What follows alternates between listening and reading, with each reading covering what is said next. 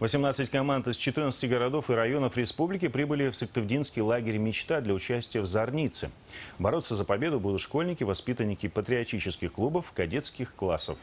Продлятся соревнования 5 дней и завершатся накануне Дня пионерии 18 мая. Максим Катаев встретился с ветеранами Зорницы. Это раньше Зорница была обычной игрой в войну, когда один погон сорван, участник ранен, 2 убит. Сейчас соревнования стали разноплановыми. В программе и летний биатлон, и патриотическая викторина, и военно-прикладная эстафета. А началась Зорница с соревнований по фигурному вождению велосипеда. Такие состязания, по словам автоинспекторов, дисциплинируют юных пешеходов.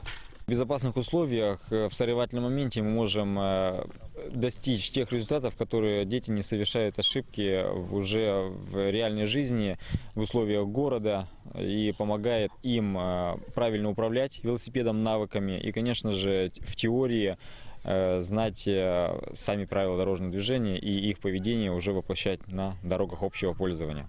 Выполнить змейку, скачок, качели. Воркутинец Александр Макаров эти препятствия для непосвященных прошел без сучка и задоринки. Но участник секции фигурного вождения результатом недоволен. Я тренировался, все этапы проходил вроде бы нормально, но не знаю, почему сейчас так выступил. Мне кажется, что я сейчас плохо выступил. Есть у Зорницы и свои ветераны. Команда гвардии из Печоры приезжает на эти соревнования уже 12-й год подряд. Причем, казалось бы, мужская игра привлекает представительниц слабого пола.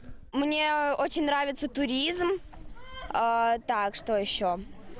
Спортивные игры, стрельба.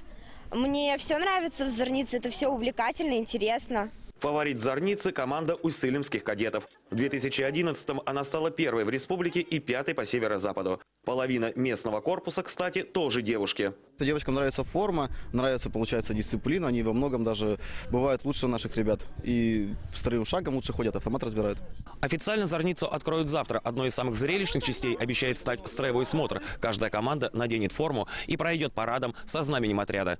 Максим Катаев, Алексей Паршуков, телеканал Юрган, Сыктывдинский район. Впервые